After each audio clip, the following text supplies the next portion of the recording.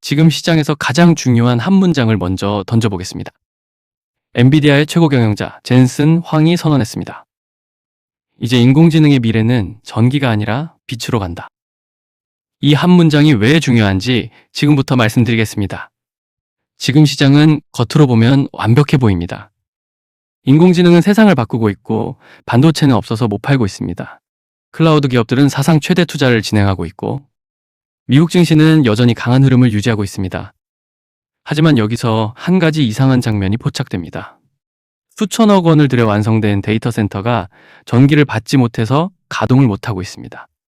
실제로 실리콘밸리에서는 완공된 인공지능 데이터 센터가 몇 년째 꺼진 상태로 방치되는 사례가 늘어나고 있습니다. 여기서 질문 하나 드리겠습니다. 인공지능 시대의 핵심은 반도체입니까? 전력입니까?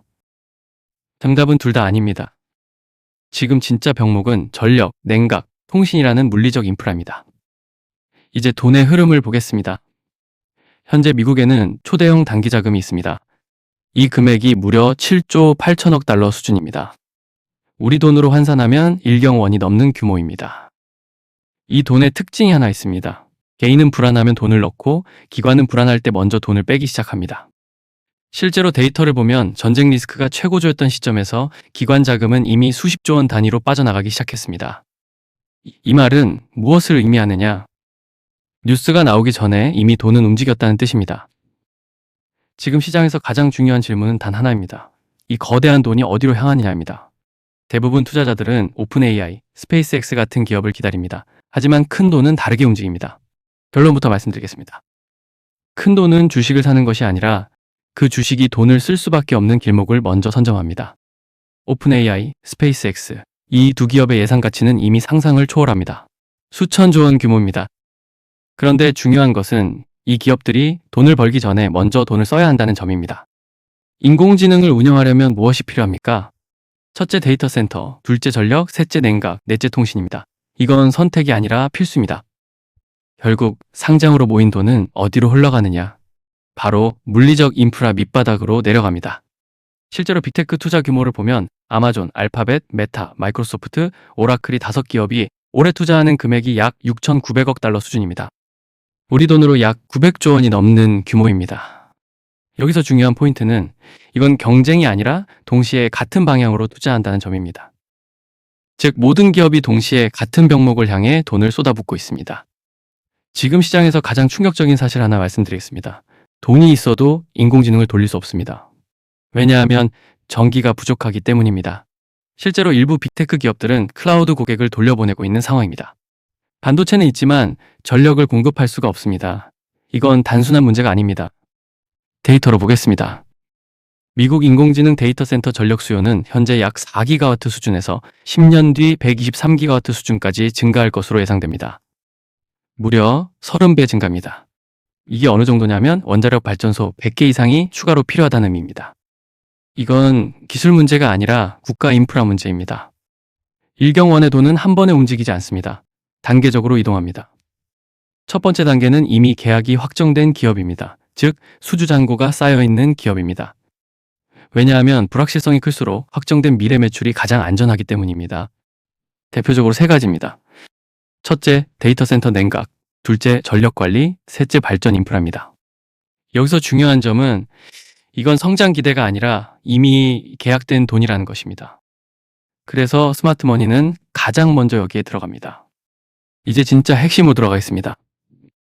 젠슨 황의 선언 인공지능은 전기에서 빛으로 간다. 이게 왜 중요하냐면 지금 데이터 센터 내부에서는 엄청난 전력 낭비가 발생하고 있기 때문입니다. 그래픽 처리 장치와 메모리 간 데이터 이동을 구리선으로 하고 있기 때문입니다. 문제는 데이터가 많아질수록 열과 전력 손실이 폭발적으로 증가한다는 점입니다. 비유를 하나 드리겠습니다. 100원짜리 물건을 사는데 택배비가 9,000원 붙는 구조입니다. 이걸 해결하는 방법은 단 하나입니다. 구리선을 제거하고 빛으로 데이터를 전송하는 것입니다. 즉 광통신입니다. 이 기술 하나로 전력 사용량, 열 발생, 효율 문제 이 3가지를 동시에 해결할 수 있습니다. 그래서 지금 월가에서는 광통신 관련 기업 인수합병 전쟁이 벌어지고 있습니다.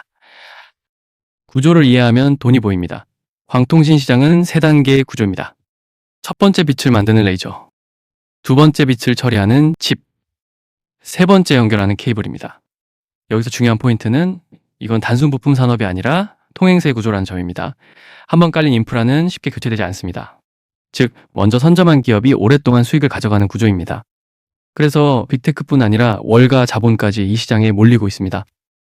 여기서 더 중요한 이야기가 있습니다. 이 돈이 글로벌로 퍼질까요? 아닙니다. 지금 미국은 공급망을 법으로 묶고 있습니다. 핵심은 간단합니다. 특정 국가 자본이 일정 비율 이상 들어가면 프로젝트에서 제외됩니다. 즉, 인공지능 인프라 자금은 미국 안에서만 돌게 설계되고 있습니다. 이건 단순한 정책이 아니라 자본 통제 전략입니다. 인공지능 시장의 돈은 주식이 아니라 인프라로 흐르고 있습니다. 그리고 그 흐름은 첫 번째 전력과 냉각, 두 번째 광통신, 세 번째 공급망 통제, 이 순서로 진행되고 있습니다. 여기까지 들으셨다면 이제 가장 중요한 질문 하나 남습니다. 그래서 우리는 어디에 서 있어야 하는가입니다. 일경원의 돈이 움직이고 있습니다. 그런데 이 돈은 절대 한 번에 들어오지 않습니다. 이미 순서가 정해져 있습니다. 그리고 그 흐름의 끝에는 통행세를 걷는 기업만 남게 됩니다. 앞에서 말씀드렸습니다. 첫 번째는 전력과 냉각, 두 번째는 광통신입니다. 여기서부터는 완전히 게임이 달라집니다. 왜냐하면 전력은 공급 산업이지만 광통신은 독점 구조에 가까운 산업이기 때문입니다. 한번 구축된 인프라는 쉽게 교체할 수 없습니다. 그래서 이 시장은 먼저 들어간 기업이 오랫동안 수익을 가져가는 구조입니다. 지금 이 시장에서는 조용하지만 치열한 전쟁이 벌어지고 있습니다. 인수합병, 지분 투자, 전략적 협력, 겉으로는 잘 보이지 않지만 가장 큰 돈이 움직이는 영역입니다. 이 시장에서 핵심 축을 잡고 있는 기업들을 보겠습니다. 첫 번째, 엔비디아입니다. 이 기업은 단순한 반도체 회사가 아닙니다. 플랫폼을 장악하고 있습니다. 광통신, 네트워크, 데이터 센터 구조까지 직접 통제하려는 전략을 가져가고 있습니다. 두 번째, 마벨 테크놀로지 그룹입니다. 광통신 칩 설계의 핵심 기업입니다. 데이터 센터 내부에서 데이터 이동 구조를 바꾸는 역할을 하고 있습니다. 세 번째, 암페놀입니다. 케이블과 커넥터, 즉 데이터가 실제로 흐르는 길을 장악한 기업입니다. 이 세 기업이 지금 광통신 시대의 뼈대를 만들고 있습니다. 그런데 진짜 기회는 다음 기업들에 있습니다. 이 기업들은 이미 많이 올랐습니다. 그렇다면 우리는 어디를 봐야 할까요? 정답은 하나입니다. 밸류체인 중간이 아니라 필수 인프라 독점 구간입니다. 첫 번째로 반드시 써야 하는 장비 기업을 봐야 합니다. 두 번째로 반드시 계약해야 하는 구조인 기업을 봐야 합니다. 세 번째로 대체가 어려운 기업을 봐야 합니다. 여기에 맞는 기업 첫 번째 대박 종목은 버티브입니다. 이 회사는 데이터 센터 냉각과 전력 시스템 기업입니다. 인공지능 서버는 엄청난 열을 발생시킵니다. 이걸 식히지 못하면 데이터 센터 자체가 멈춥니다. 그래서 지금 시장은 공기 냉각에서 액체 냉각으로 넘어가고 있습니다. 이 변화에서 가장 직접적인 수혜를 받는 기업이 바로 이 회사입니다. 그리고 이미 수주 잔고가 폭발적으로 증가하고 있습니다. 즉 이건 기대가 아니라 이미 계약된 미래 매출입니다. 두 번째 핵심 종목은 이튼입니다. 이 회사는 전력관리 기업입니다. 데이터 센터에서 가장 중요한 것은 전기를 안정적으로 공급하는 것입니다. 문제는 전력이 부족한 것이 아니라 전력을 제대로 전달하지 못하는 것입니다. 여기서 필요한 것이 배전 시스템, 전력 관리 장비, 전압 안정화 기술입니다. 이 모든 것을 담당하는 기업입니다. 그래서 전력망이 확장될수록 이 기업의 역할은 더 커질 수밖에 없습니다. 세 번째 핵심 종목은 퀀타 서비스입니다. 이 회사는 전력 인프라 건설 기업입니다. 쉽게 말해서 전기를 실제로 연결해주는 회사입니다. 아무리 발전소를 지어도 전선을 연결하지 못하면 의미가 없습니다. 지금 미국에서는 전력망 연결 대기 시간이 수년 단위로 밀려있는 상황입니다. 이 병목을 해결하는 기업이 바로 이런 인프라 건설 기업입니다. 그래서 이건 경기 사이클이 아니라 구조적 수요입니다. 즉, 한번 시작되면 장기간 이어지는 투자입니다. 앞으로 이 시장에서 투자할 때 반드시 세 가지 기준을 보셔야 합니다. 첫째, 수주 잔고입니다.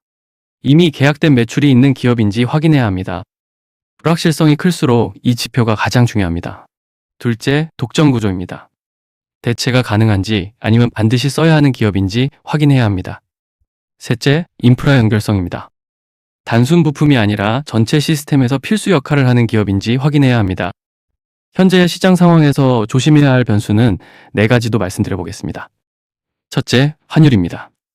달러 강세는 미국 투자 확대를 의미합니다. 즉, 인공지능 인프라 투자 확대와 연결됩니다. 둘째, 금리입니다. 연준은 아직 완전히 완화로 돌아서지 않았습니다. 이 의미는 확정 수익이 있는 기업이 먼저 움직인다는 것입니다. 셋째, 정책입니다. 미국은 공급망을 완전히 자국 중심으로 재편하고 있습니다. 이건 단순 보호무역이 아니라 인공지능 패권 전략입니다. 넷째, 관세와 지정학입니다. 특히 트럼프 계열 정책이 강화될 경우 중국 배제, 미국 내 생산 확대, 이 흐름이 더 강해질 가능성이 있습니다. 지금 시장은 인공지능 시대가 아니라 인공지능 인프라 전쟁입니다. 그리고 돈의 흐름은 명확합니다. 첫 번째 전력, 두 번째 광통신, 세 번째 공급망 통제. 이 순서입니다. 가장 중요한 행동은 그 주식이 돈을 쓸 수밖에 없는 구조를 선정하는 것입니다. 이 흐름을 이해한 사람만이 앞으로 10년 동안 계좌의 방향을 완전히 바꿀 수 있을 것으로 보입니다. 내용이 마음에 드셨다면 구독, 좋아요 한 번씩만 부탁드리고 다음에 더 좋은 영상으로 찾아뵙겠습니다.